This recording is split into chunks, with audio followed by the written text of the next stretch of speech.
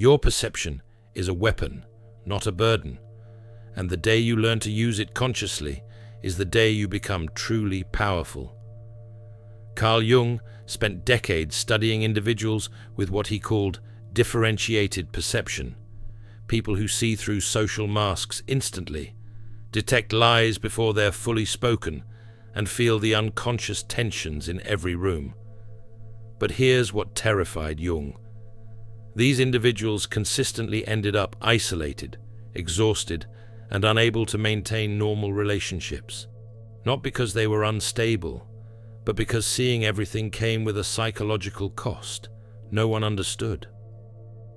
Today, I'll reveal Jung's 10 signs that you possess this rare ability, and why ignoring these signs doesn't just limit your potential, it destroys your life from the inside out.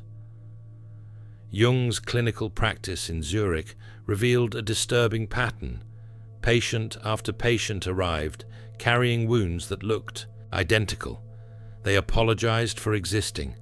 They blamed themselves for others' cruelty. They absorbed everyone else's emotional chaos like psychological shock absorbers. But when Jung asked these patients to describe their relationships, he expected scattered thoughts from damaged minds. What he discovered changed everything he thought he knew about human perception. These individuals hadn't been broken by their experiences. They had been studying them. They kept detailed mental records of every person who had hurt them. They knew their abusers' triggers with surgical precision. They had mapped emotional patterns that escaped everyone else. They just never used this knowledge until something pushed them past their breaking point. Jung wrote that the empath's mind is not a victim's diary. It's a strategist's war room, waiting for activation. The first sign appeared consistently across Jung's cases. These individuals possessed what he called superior intuitive function. They could walk into any room and immediately sense the psychological atmosphere. Who was lying? Who was in emotional pain? Who harbored secret resentments? Jung wrote that the patient displays an extraordinary capacity for perceiving unconscious contents in others, but this faculty appears to cause considerable distress rather than advantage. She couldn't engage in small talk because she saw through every social facade. She couldn't maintain friendships because people felt exposed around her. She couldn't hold employment because her presence disrupted the collective, unconscious agreements that keep groups functioning. This wasn't pathology. This was consciousness so advanced it had become socially dangerous. What made this ability so disturbing was its precision. Jung's patients didn't make vague guesses about people's emotional states. They identified specific psychological wounds with surgical accuracy. They could sense when someone's cheerfulness masked depression. They detected the exact moment when a colleague's smile became forced. They felt the shift in room energy when unspoken conflicts emerged. And they carried this awareness constantly, like having a radio that picks up frequencies no one else can hear. The exhaustion came not from feeling too much, but from processing information that everyone else remained blind to. Jung observed that these individuals often questioned their own sanity because their perceptions contradicted the social reality everyone else agreed upon. When you're the only person who senses the tension at a family dinner that everyone insists is pleasant, you start doubting yourself. When you're the only one who notices a friend's marriage is collapsing months before they announce their divorce, you wonder if you're creating problems through negative thinking. But Jung's clinical validation proved otherwise. These perceptions were accurate. They were just early. If you've ever felt like you can read people's real intentions beneath their words, that's not anxiety. That's differentiated perception, trying to protect you. The second sign Jung identified was what modern research calls heightened sensory processing. But Jung understood something more specific. These individuals don't just feel deeply. They process emotional information faster and more accurately than anyone else. Their brains are wired for pattern recognition in human behavior. They see the depression behind forced smiles. They sense the desperation beneath confident presentations. They feel the collective shadow that groups unconsciously agree to ignore. Jung observed that roughly 1% of the population possesses this level of perceptual clarity, and society teaches them to suppress it. Modern neuroscience has started catching up to Jung's observations. Research shows that individuals with heightened perception have increased activity in brain regions responsible for empathy and emotional processing. Their mirror neuron systems fire more intensely when observing others. They literally experience others' emotional states in their own nervous systems. But this isn't the weakness society labels it as. It's a sophisticated data processing system that evolved for specific survival advantages. These individuals served as early warning systems in ancestral groups. They detected threats before they materialized. They sensed group tensions before they exploded into violence. They identified deception before it caused catastrophic damage. In modern society, we've lost appreciation for this function. We call it overthinking or anxiety, when someone senses danger that others don't perceive. But Jung understood that this heightened perception represented consciousness operating at advanced capacity. Empaths aren't broken, they're alchemists in progress. The alchemist's path gives you drills, Jung-based boundaries, and 3 exclusive chapter videos to turn overwhelm into clarity. By Surreal Mind, 236-page downloadable ebook, in stock. Begin now at thesurrealmind.com. Every time they voiced what they saw, people called them too sensitive or overly emotional. They learned to silence themselves, to doubt their perceptions, to apologize for seeing what others couldn't. But the truth doesn't disappear just because you stop speaking it. It accumulates. And in Jung's cases, it had been accumulating for decades. The suppressed perceptions didn't vanish. They created internal pressure that eventually demanded release. Jung documented how this accumulation led to what he called psychological breakthroughs disguised as breakdowns. The moment when accumulated truth finally overwhelmed social conditioning to stay silent. The third sign is the scapegoat phenomenon. Jung documented how these highly perceptive individuals become targets for what he called shadow projection. When someone's shadow is reflected back through another person's clear perception, the unconscious mind has 2 choices: integrate the shadow or attack the mirror. Jung's patients experienced this constantly. When they gently suggested someone seemed troubled, that person would explode at them for being negative. When they expressed concern about obvious problems, they'd be accused of manufacturing issues. Jung realized this wasn't coincidence. It was psychological defense. The person who sees clearly gets blamed for creating the problems they're merely observing. This creates what Jung called the scapegoat phenomenon. Highly perceptive individuals often become the designated problem in every group they enter. Not because they cause problems, but because they reveal problems that already exist in the collective unconscious.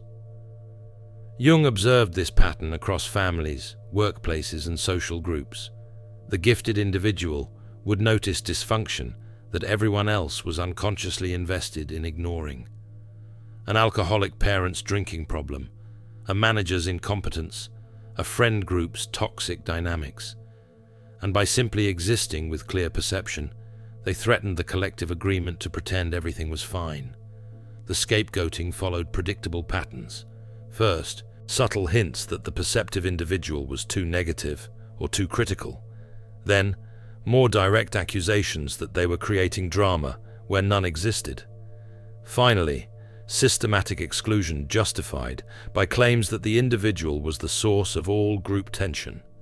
Jung documented cases where entire families turned against the one member who dared to name obvious dysfunction, where workplace teams mobbed the employee who questioned unethical practices, where social circles expelled the friend who noticed what everyone else refused to see.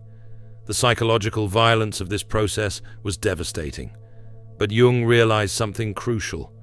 The scapegoating revealed more about the group's shadow than about the targeted individual. If you've noticed that people consistently blame you for tensions you only observed, you're experiencing this pattern in real time, and the intensity of their reaction tells you how much unconscious content you're reflecting back to them. Sign 4 is what Jung called the unnatural calm. Most people expect gifted individuals to be emotionally chaotic, but Jung discovered the opposite. His patients became eerily calm when they finally integrated their perceptions. They had been playing chess while everyone else thought it was checkers. They possessed complete maps of people's psychological vulnerabilities. They understood manipulation before it was attempted. They could predict behavioral outcomes with startling accuracy. This transformation didn't happen overnight. Jung documented a specific process. First came the recognition phase, where the individual acknowledged their perceptive abilities weren't pathology, but accurate data processing. Then came the testing phase, where they began trusting their perceptions despite social pressure to doubt themselves. Finally came integration, where their superior perception became a natural part of their conscious functioning. At this stage, something remarkable happened. The anxiety that had plagued them for years disappeared, not because they learned to manage anxiety, but because they stopped fighting their own accurate perceptions. The internal conflict between what they saw and what they were told to believe resolved in favor of their direct experience. The danger wasn't that they would use this knowledge destructively. The danger was that they finally stopped doubting themselves. Jung documented how these transformed individuals could no longer be gaslighted. They trusted their perceptions absolutely. They saw emotional games before they were fully formed. They became psychologically invincible, and manipulative people could sense this shift immediately. Like predators avoiding light, toxic individuals unconsciously avoided these awakened empaths. Jung noted that his patients often reported that certain people simply stopped contacting them after their transformation. Not because of any conflict, but because manipulators instinctively recognized they could no longer operate their usual psychological games. The awakened individual's presence alone disrupted manipulation attempts. The fifth sign Jung identified was the problem of superior function. When your greatest psychological strength becomes the source of your greatest suffering, you're experiencing what Jung called the curse of consciousness. It cannot be shared with those who do not possess it. The individual becomes an island of awareness in an ocean of unconsciousness. This isolation isn't just social, it's existential. These individuals often report feeling like they're living in a different reality from everyone around them. They process information at a level that creates unbridgeable gaps in understanding. But here's what made this discovery so important. Jung realized that this isolation wasn't inevitable. It was the result of trying to fit differentiated perception into normal social frameworks. The solution wasn't to see less. It was to find others who could engage with heightened consciousness without fear. Sign 6 reveals itself through complete immunity to gaslighting. Once someone with differentiated perception learns to trust their observations, reality distortion attempts fail completely. Jung observed that these individuals developed what he called conscious discrimination, the ability to distinguish between their authentic inner experience and unconsciously absorbed external content. They no longer questioned whether they were too sensitive when someone denied obvious manipulation. They no longer wondered if they misunderstood when their perceptions contradicted someone's words. They trusted their sophisticated pattern recognition over others' defensive narratives. This immunity created profound discomfort in people accustomed to controlling perceptions. Suddenly, their usual tactics didn't work. Their gaslighting attempts were seen through instantly. Their emotional manipulation was identified before completion. Jung noted that awakened empaths don't need to announce their power. Others feel it in their bones. The seventh sign is what Jung called participation mystique in its shadow form. These individuals absorbed not merely conscious communications, but the entire unconscious atmosphere of their environment. They became psychological sponges, soaking up everyone else's unlived emotions. Jung observed patients who would enter a room feeling perfectly fine, then leave feeling depressed, anxious, or angry, without any personal reason for these emotional states. They were experiencing what Jung termed psychic contagion. The unconscious emotional content of others was bleeding into their own psychological space without clear boundaries. The danger here was identity dissolution. When you absorb so much external psychological material, you can lose contact with your own authentic personality. Jung called this the most dangerous aspect of heightened perception. The individual becomes so flooded with others' unconscious contents that they cannot distinguish their own inner world from what they're absorbing. He documented cases where patients couldn't identify their own preferences, desires, or authentic emotions. They had spent so long absorbing and adapting to others' psychological states that their own inner voice had been completely drowned out. One patient described it as feeling like a radio receiving dozens of stations simultaneously, unable to tune into her own frequency.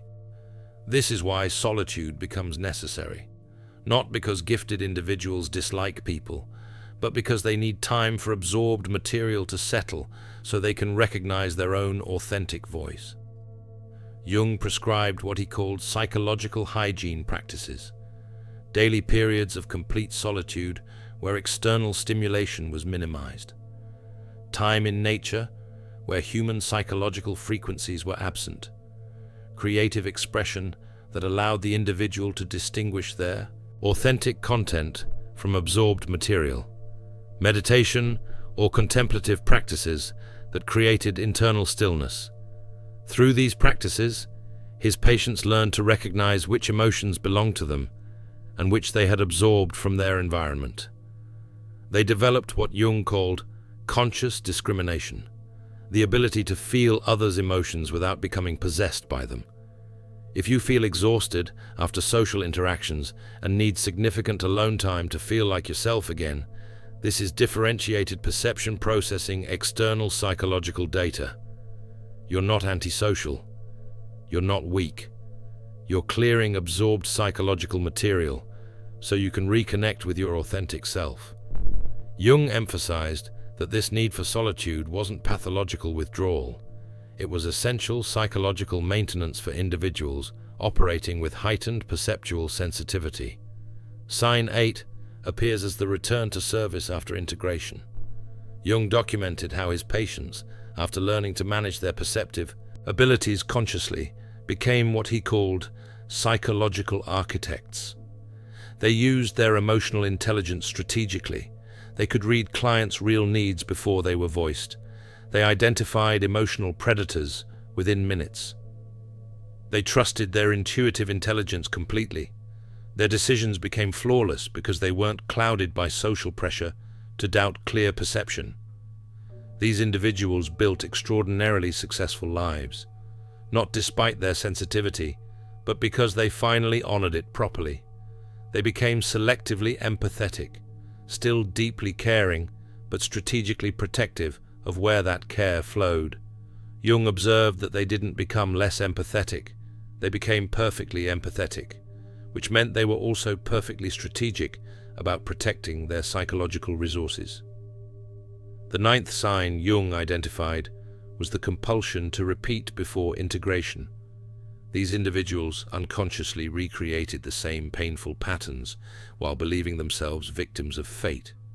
They seemed genuinely surprised each time the pattern repeated, as if they were victims of destiny rather than unconscious architects of their own recurring experience.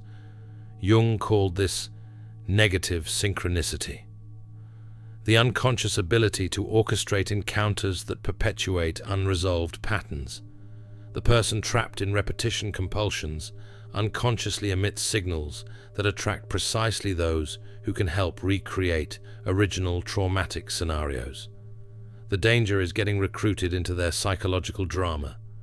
Without realizing it, You can find yourself playing a role in a story that began long before you met this person, usually the role of betrayer, abandoner, or persecutor. This pattern only breaks when the individual becomes conscious of their role in creating these repetitions. The 10th and most profound sign is what Jung called the gift of evolutionary perception. He believed that individuals with heightened perception serve an essential function for human consciousness. They see what collective consciousness is not yet ready to acknowledge. They sense psychological patterns that explain collective behavior. They feel environmental and social unsustainability before it becomes obvious. They perceive spiritual possibilities beyond current frameworks. Jung wrote that what appears in the individual first as psychological insight later manifests in the collective as cultural transformation.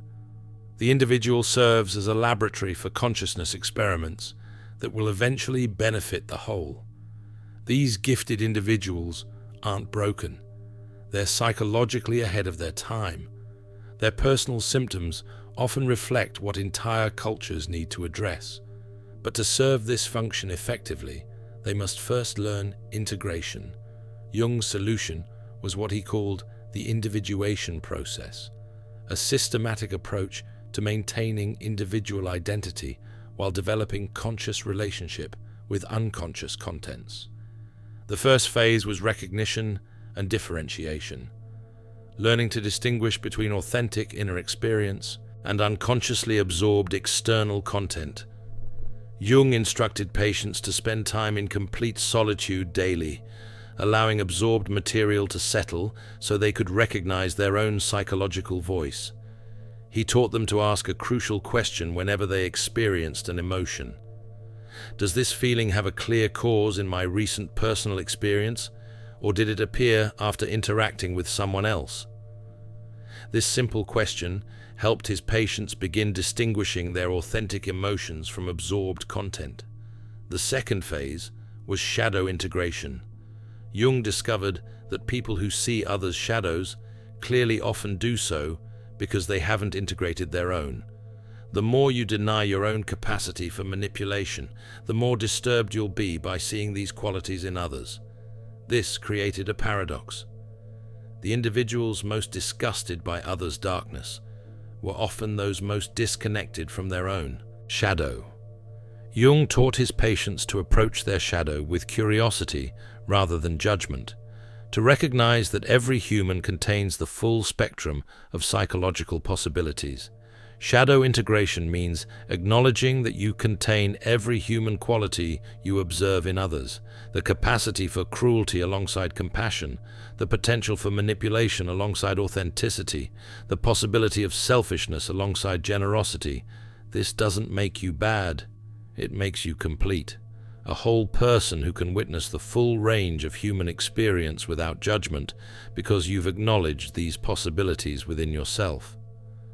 The third phase was conscious participation, the ability to engage with others' psychological contents without being overwhelmed or losing individual identity. This requires developing what Jung called psychological containers, the ability to hold others' unconscious contents temporarily while maintaining awareness that they are not your own. Jung taught specific techniques for this.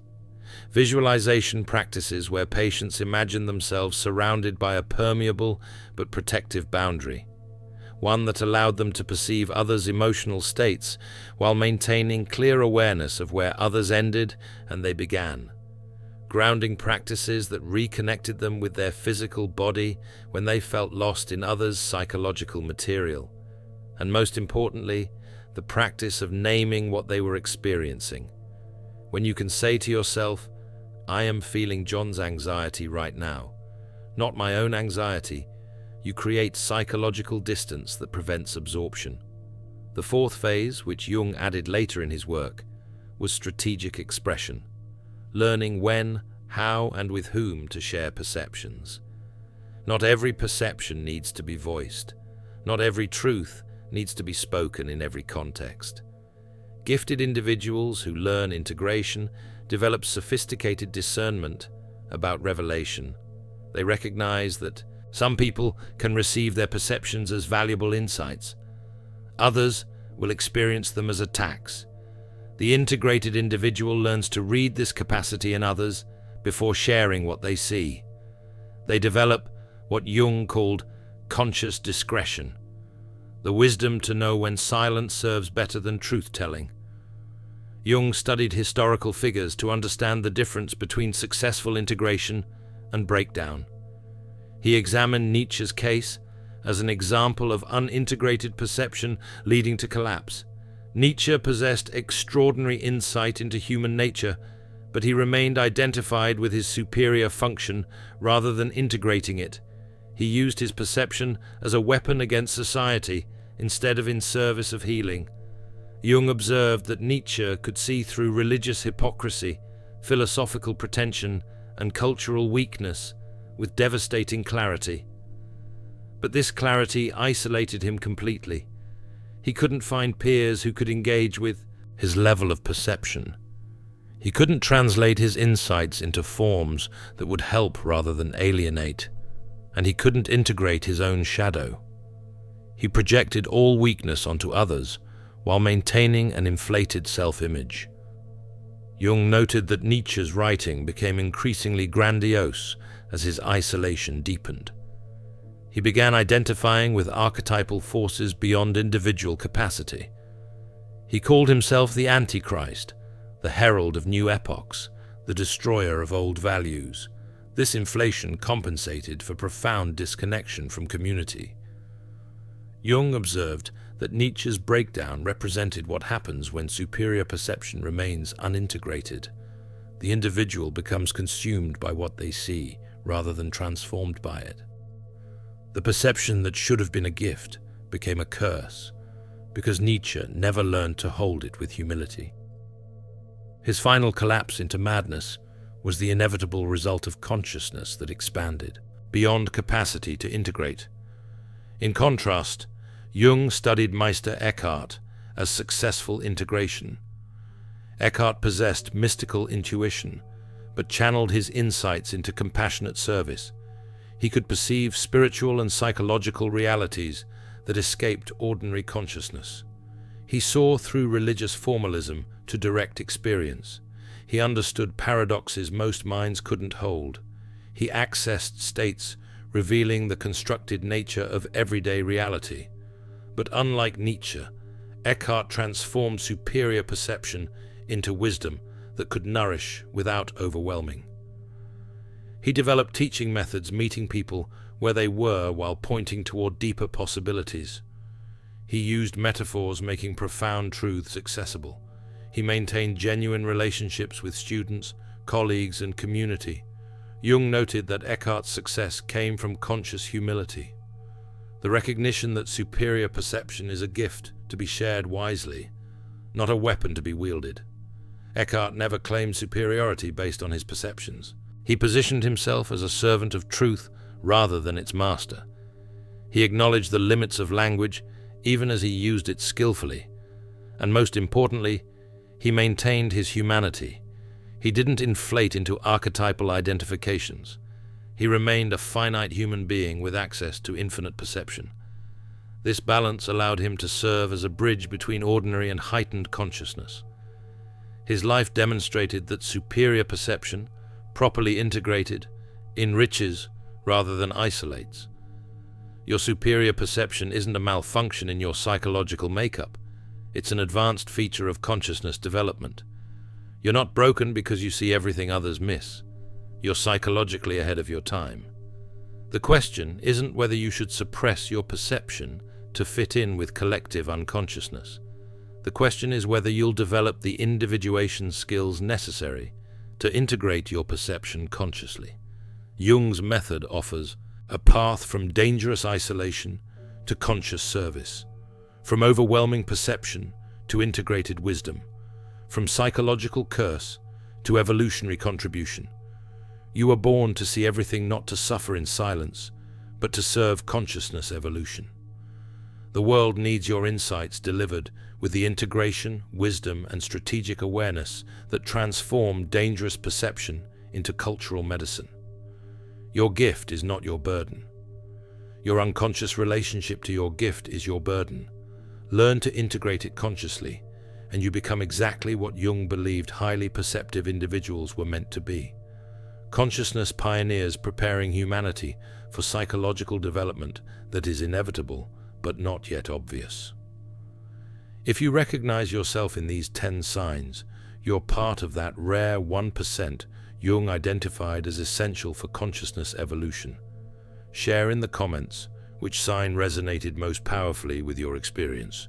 Your journey connects with others walking the same path. Subscribe for more insights into Jung's discoveries about psychological types that transcend normal limitations. In The Alchemist's Path, perception training for empaths, you'll turn overwhelm into wisdom with practical drills, Jung-inspired boundaries, and step-by-step perception training. This guide includes 3 exclusive chapter videos to deepen each lesson. Written by Surreal Mind, 236 pages, beautifully designed 8.5 by 11 downloadable ebook, in stock now. Start your training today. Feel deeply while thinking clearly. Get The Alchemist's Path at thesurrealmind.com. Thanks for watching. See you in the next dimension.